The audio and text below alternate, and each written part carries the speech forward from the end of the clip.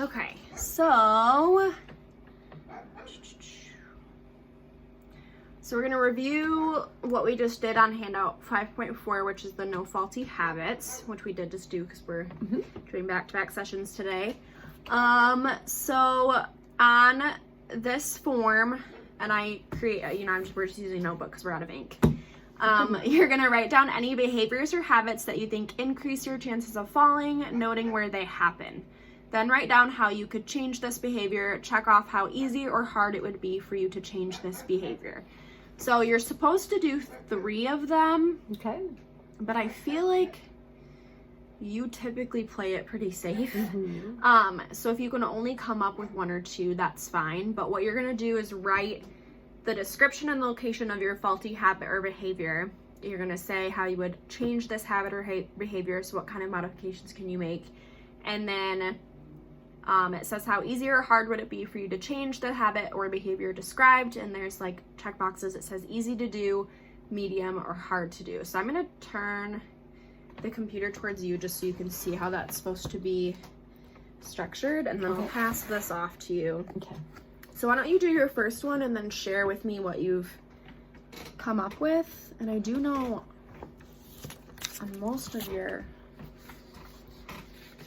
faulty behaviors you selected always, so you don't really have a whole lot. I thought of one. Okay, cool. I'll put this here. And this is here for reference too, if you wanted to look back at what we did earlier.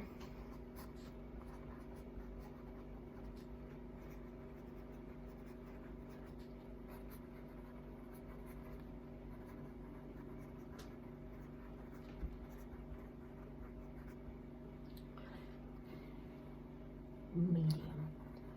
This is a good one because sometimes if I'm seated and driving too long and then you get out and walk, I get very lightheaded. Okay. And I'm so used to just being on the go all the time and not have to worry about it that I move fast all the time.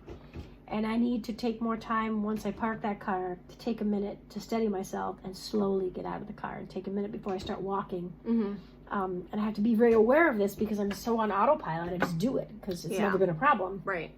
So it's a medium difficulty to change the behavior because it's almost unconscious, and I have to make it conscious. Yeah.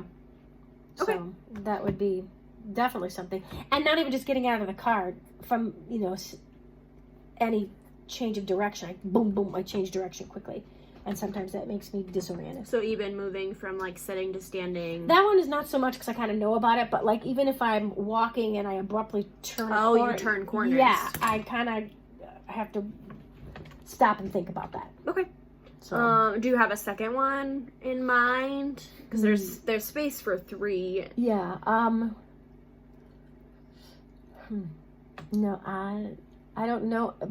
I mean, we can always come back to it. We can think on it, and if you can add to this, if you happen to come up with something. because there's things about sleeping positions too that are extremely difficult to change.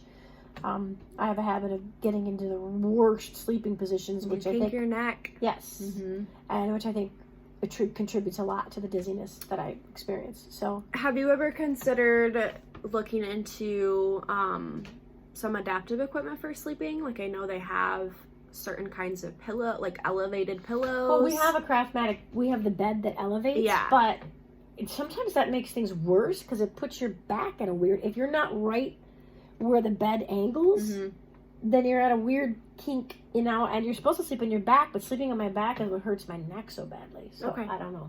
I have a pillow that's supposed to adjust, and it gives me horrific neck stiffness and pain. So that's something that I'd have to. And I sleep with your father too, so I can't. A lot of times he doesn't want the bed up. You know what I mean? It's weird. Yeah, so. It's not like you're making accommodations for just you. Correct. Yeah.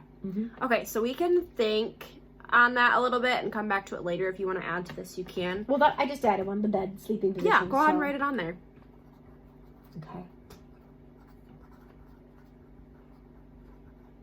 And I don't know how to fix them because I get into these positions every night. I wake up and I'm in pain, and I am like, dang it.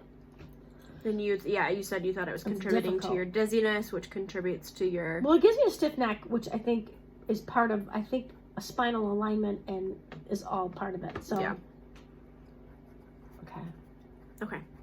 I'm gonna stop this here.